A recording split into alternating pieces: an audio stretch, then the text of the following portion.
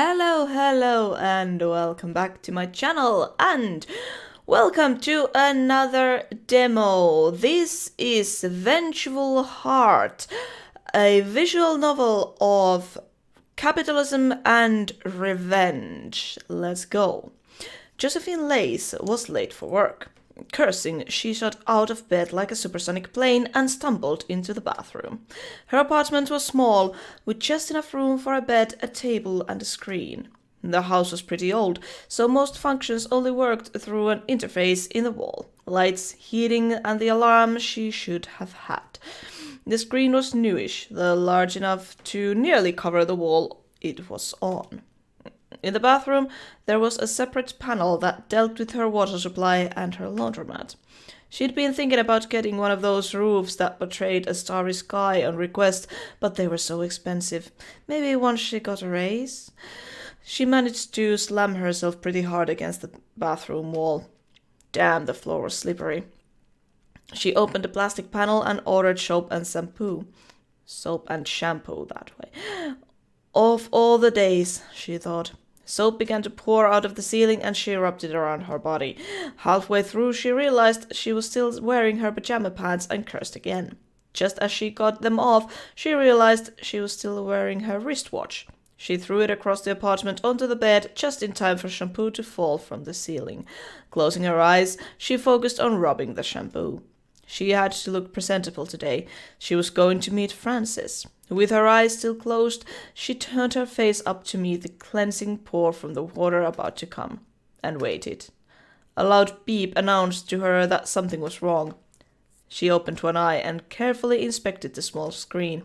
Error. Water could not be delivered. Please contact water supplier.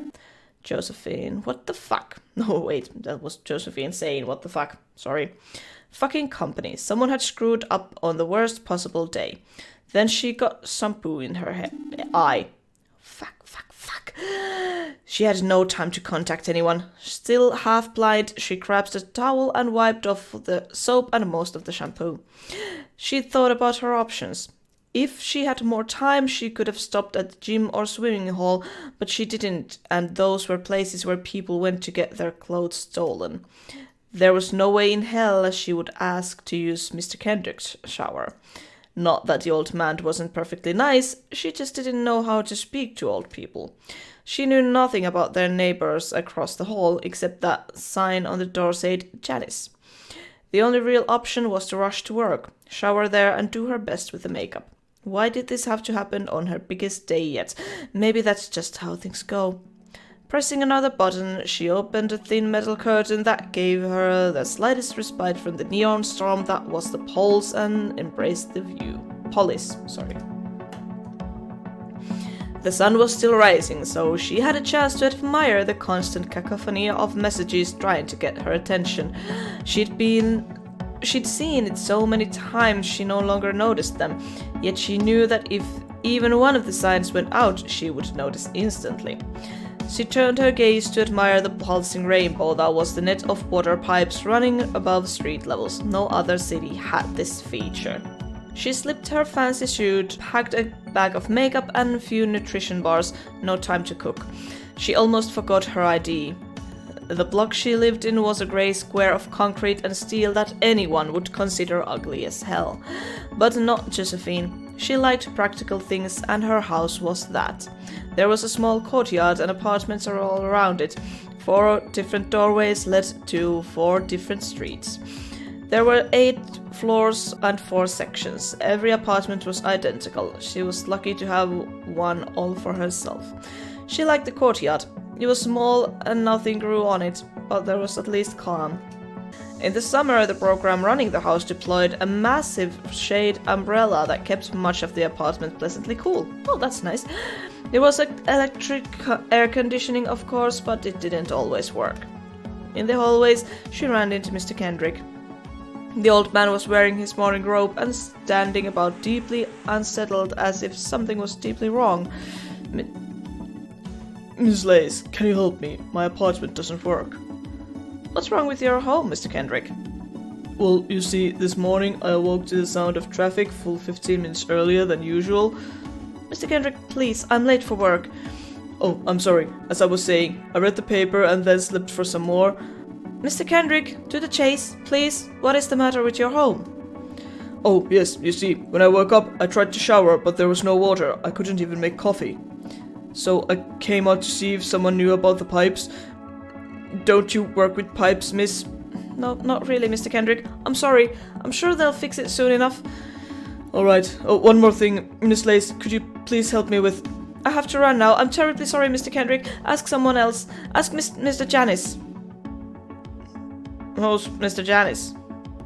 A young woman came down the hallway looking amused. She was a bit shorter than Josephine, but clearly worked out much more.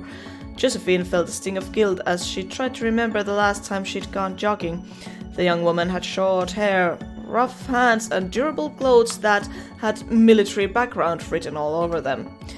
She seemed simultaneously relaxed and tense. Her body couldn't have been calmer as she walked along the hallway, but her eyes were constantly scouting wildly. Her most memorable feature, however, was an amused smile that never left her face, as if there was something inherently funny in everything and everybody. I take it you're Miss Janice.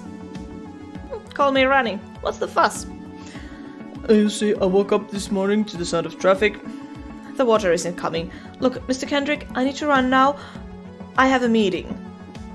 And Josephine rushed to the elevator and the doors closed. Some meeting. Miss Janice, please. I locked myself out of my home. Oh, I guess that's my problem now. Would you like a cup of tea? Oh. Josephine closed her eyes as the elevator descended. She found the electric hum soothing. Her stomach grumbled. She hoped there would be time to get a bite. Outside, she took a deep breath of city air and filled her lungs with the smell of exhaust pipes and greasy street meals. It was still rush hour. She joined the tide of people flooding the streets and flowing towards the trams. Usually, she tried to get up early and miss the endless ocean of grumpy, tired, busy people operating on their first cup of coffee. Today, she was somewhat glad that there were so many people. No one had time or energy to focus on her. No one would see her still shampooed hair or yesterday's clothes. Amid this sea of people, she was invisible. She stepped into a pond. Cold, filthy water instantly made it through her shoes and socks, chilling her toes. Crap. A trickle of water fell on her head. She looked up. There was a water pipe above her. It was leaking badly. The pipe was pretty high and she couldn't make up the company name, but she knew it was Nephthys. The colors had been Francis' idea. Water pipes in the city had long ago been rebuilt to run high above the streets. It was too easy to drill and steal from the underground pipes. Really? But the black metal tubes running in rows above all the major streets weren't very pretty to look at. Francis had come up with the idea to replace them with transparent plastic. Then he had added glowing chemicals to the water so that as it flowed, it pulsed in vibrant colors. Ew! Why not just, put lights on the tubes? Why? Okay, that can't be healthy. Brand approval had skyrocketed, and the claims of health hazards were tenuous at best. Now the pipes were a trademark of the city that no one would want to take down. Francis was a genius. And the pipes were everywhere. It was impossible not to see them. For the last few years, the entire city has lived in the glow of pulsing neon lights, safe from rain under the blanket of pipes. It had led to some interesting incidents. For one, advertisers had complained that people could no longer see their ads. The solution had been devilishly simple. For a price, Nephthys installed a device that turned off the glow on certain sections, giving people a better look at the huge ad boards.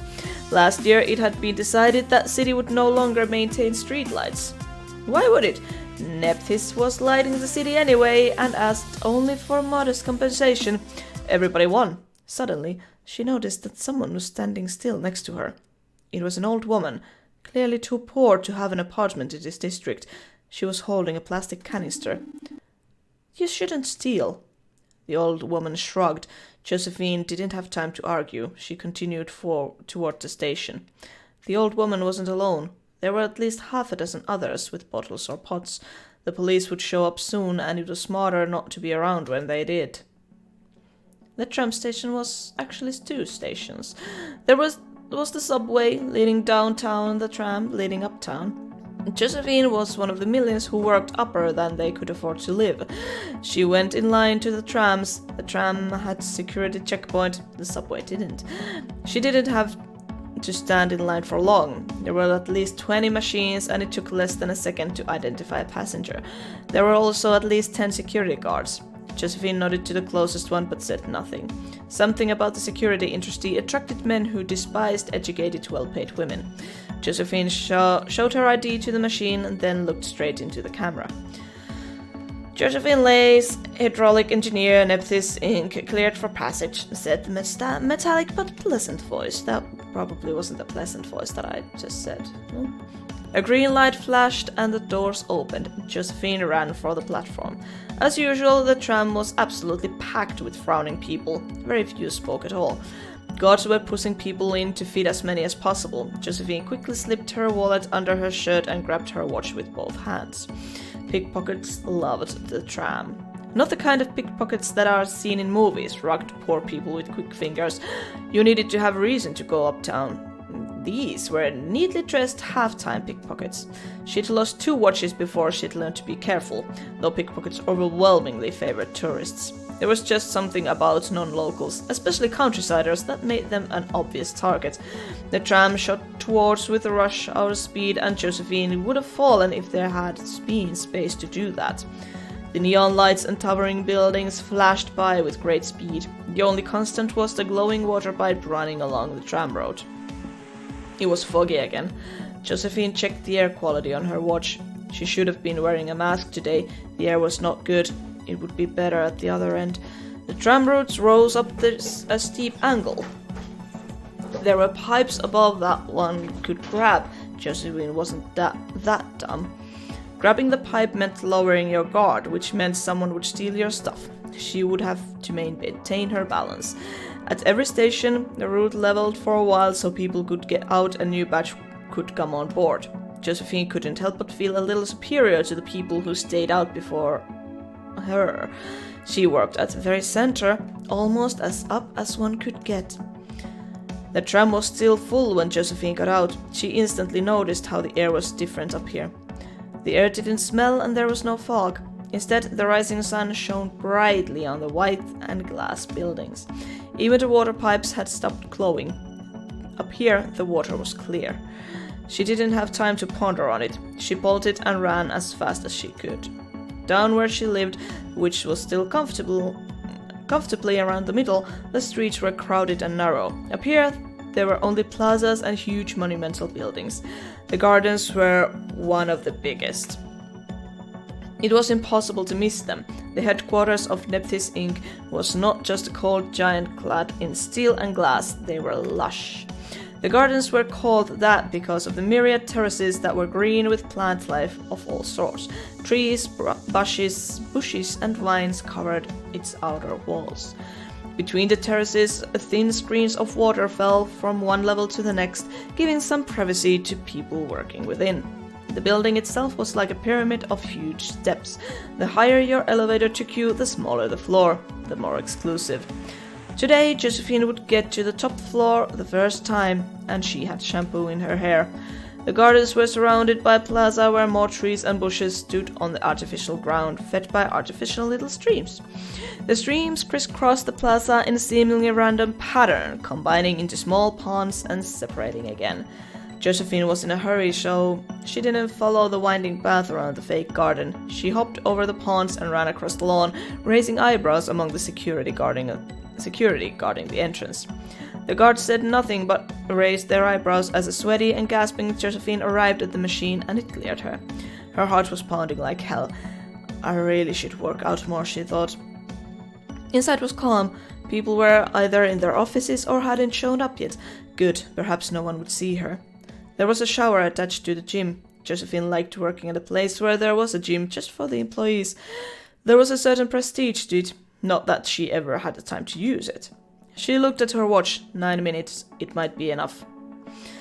There was no one else to use the elevator. Good, the gym was on the 4th floor. She stood there anxiously as the elevator rose slowly.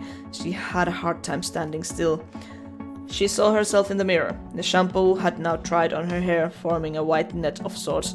Her cheeks were red from running and her eyes still black from the nearly sleepless night. She'd been having those recently. Her nose was leaking like water pipe on her home street. On the second floor, the elevator stopped. She quickly adjusted her pose to be casual. Everyone had days like this. It wasn't anyone's business. The doors opened and a young man walked in. Josephine froze. It was Francis. Hi, Francis. Busy morning, Miss Lace? No, sir. I mean, yes, but nothing unusual. Just ran my morning rounds. I'm going to shower now. Exercise before work is so refreshing. I go swimming every morning. Do you swim? Not very well, I'm afraid. I'm more of a sunbather. Don't blame you. The seawater is freezing. I hope your presentation is ready. Yes, sir. I'll pop my office to pick up the slide. Pop by my office. You might want to hurry. It seems you have 6 minutes. Josephine was horrified. She wouldn't make it. Not through a shower, getting dressed, putting on makeup and going by her office. Francis laughed. Worry not, Miss Lace. I'll go by your office and stall the meeting. Where are the slides? Thank you so much, sir. I left them on a drive at my desk. I'll be there on time. Thanks so much. No trouble at all. Just get ready. Josephine, this is your floor. The ladies' showers are to the right. Francis was right. They were on the 4th floor. She rushed out, thanking him again and blushing red as traffic lights that we don't have anymore. Oh, Miss Lace. Josephine turned around, more or less dying of embarrassment. Yes? You might want to wear sports clothes when you run. You'll be much more comfortable. Thank you, sir. The doors closed before she could finish, leaving her standing alone in the hallway. She'd made a complete fool of herself. Why today? As she finally showered, she couldn't stop thinking about Francis. Francis Brabeck was celebrity among businessmen. He was young, he was ambitious, and he seemingly never made mistakes. In just 6 years, he'd made Nephthys the largest water provider in the world. And by all accounts, he should have been a huge dick. And yet there he was, a billionaire boss, offering to help a subordinate out of a sheer goodwill at the cost of a working time. And damn, he was handsome. Josephine dried herself and got dressed. She didn't have time to dry her hair. She hastily put on some makeup in the elevator. She was late. There was a security check in the elevator before anyone could get to the highest floor. Josephine's ID had been temporarily updated to all access. She arrived 2 minutes late, but no one seemed to mind. She realized they were the kind of people who were never in a hurry. They knew others would wait. The men and women in the room, all wearing neat suits, were chatting and having coffee. Francis was among them, clearly mid-joke. Miss Lace, good, you've arrived. It's time to start, I think. Francis gestured for Josephine to sit on an empty chair next to him.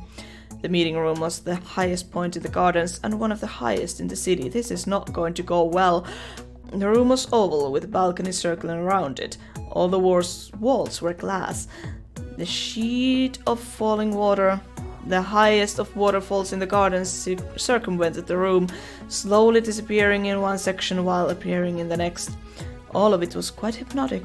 But the most spectacular part was the view. From up here, Josephine could see the golden domes of the city hall, the luxurious Musa finance towers, even the grey HQ of Sentinel Security. Everything bathed in the rays of early morning. She was so high up now that frost formed on the edges of the windows. Far below she could see swarms of people filling the plazas, each of them rushing to work in one of these magnificent works of architecture. There were helicopters in the sky, whisking the wealthiest straight from the penthouse to office.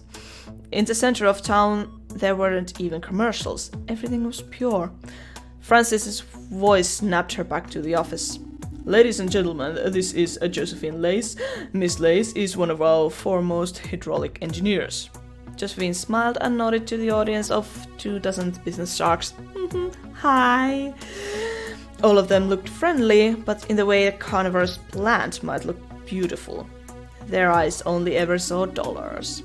Josephine is going to explain our new discoveries regarding groundwater, but before that, let's take a step back. I want to ask you, what is the greatest weapon a dictator can possess? The room was both baffled and annoyed. Clearly, political theory was not worth the time of these people.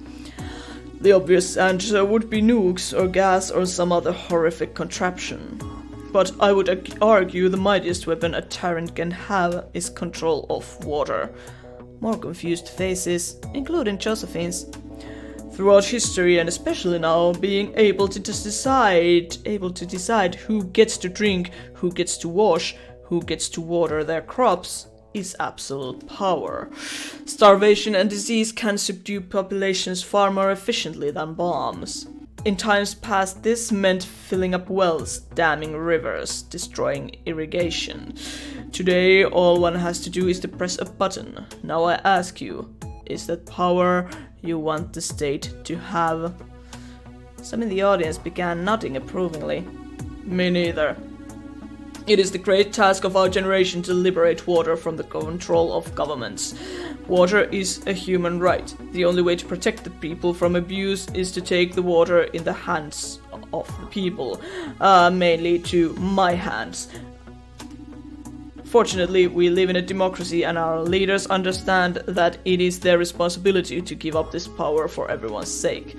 Which is why, starting yesterday, Nephthys will begin the process of transferring control of the groundwater from the state to the people.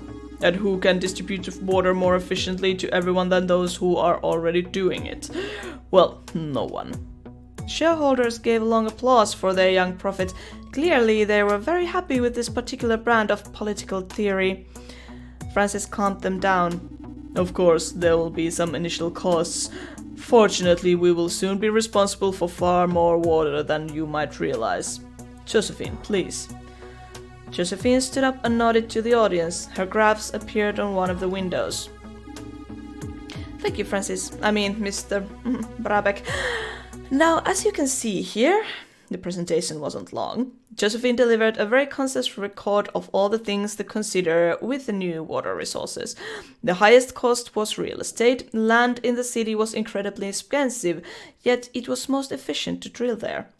A new central water supply would also be needed. A building that would be drilling station, purification plant, bottling station, and starting point of all new pipes. She knew it sounded boring, but she couldn't mask her excitement over it. How the city got its water would be changed forever, and she would be the one designing it. When she'd been given a task a year ago, it had seemed impossible. She wasn't even 30 yet. How was she in charge? But she had pulled it off. No one could take that pride from her, even though no one else in the world probably cared.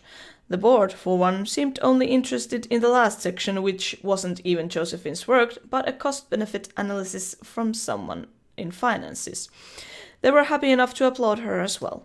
As the audience were leaving, satisfied that their money was being used adequately, Francis approached her. Well done, Josephine. Few people could have kept their cool when meeting people this important. Josephine felt her cheeks burning a bit. Thank you, Mr. Brabeck. I thought it was a bit dry. Could have used some jokes. And how many jokes are there to be made about plumbing? Not very many, but still, I couldn't captivate them the way you do. Captivating investors is what I do for a living, but you have no reason to feel bad. What you're doing is revolutionary in our field. Within a couple of months, everyone in the city, millions of people, will get their every glass of water from your pipes. I know that. That's what bothers me. Our work is going to change the city forever. Erase dirty drinking water. Get everyone access. They didn't seem to realize it. Investors, at least all the good ones, have a calculator for ears, brains and heart. The only part they see is the money they'll make. I could speak of liberal ethics all day and they could only hear numbers. Instead of art, they see price tags. Instead of food, calories to fuel the calculator. You make them sound like robots. And they might hear you. Nah, they already left. And I mean it as a compliment of sorts. They're the best at what they do. What they do is best suited for robots. You speak like you have nothing in common with them. Mr. I have a degree in finance. Corporate slave or not, I can still enjoy a good meal. Speaking of which, would you like to have dinner sometime? Oh dear, was Francis asking her out? Yes, he is. And how was this going so well for her? Something is going to come and bite her in the ass. Yes, I would love to. Something ridiculously expensive and low on nutrients. So we can see if we are still more than machines. I like it. How about the day after tomorrow? Sure. I mean, I have to check. Yeah, sure, of course. My secretary will be in touch. Can I have my chauffeur pick you up? That sounds very nice. I'll see you then. She left the room in a hurry before she would embarrass herself and ruin this. Francis had asked her out. She hoped his secretary wouldn't spread the news. Half the women in the office would hate her immediately. The rest of the day flew by in a heartbeat. In fact, time flew by so quickly that Josephine found herself working almost an hour later than she was supposed to. Of course, there was plenty of work to do. The expansion had to be planned and miles of new pipes had to be built. As the clock struck 6, she suddenly realized how hungry she was. She hadn't eaten anything after her very abrupt breakfast. She ordered food to the office and kept working until dark. By the time she left, there was no one else in the office. She took the subway home. The tram uptown had already closed. The upper district's need for cheap labor had been satisfied, and now it was time for the plebeians to leave. Normally, she hated the subway. They were dirtier, noisier, and there were no security. From her seat, she could see the gardens rising above much of the city. To think she had been on top of that building just hours ago. The waterfalls around the tower reflected back the lights of the city like vertical lake. She could see the reflections of surrounding buildings. It was like a mirror that made everything seem more beautiful than it was. Josephine squinted her eyes. You can't squint your ears. She was almost certain she could still see the silhouette of a man in the highest room, surrounded by a halo of neon light. Was Francis still working? The subway dove into the tunnel before she could be sure. Now she was suddenly filled by deep dissatisfaction. Francis wouldn't have to travel down for the night. She would stroll just across the plaza to the luxury hotel where he permanently lived. Before that, he might catch dinner with all those investors from the meeting at some local restaurant. And in the morning, he would take the elevator back to the top, stopping only for his morning swim. What should have been a pleasant trip home suddenly felt like falling into the deepest abyss on the planet. She'd been to the top. She knew she wanted back. She felt her break was close. She was about to design the new water network. She was going on a date with her boss. In the crystal ball that was a subway window, she saw a promotion in her near future. She'd been dealt a good hand. Now she had to play it well. And I think I will leave this episode of Vengeful Heart demo right here. This seems like a very natural stopping point. So, thank you all so much for watching this. I will leave the link to the Steam page down in the description if this looks like something you might want to check out for yourself. The demo is free. I hope you're all having a great day, and I will see you again next time.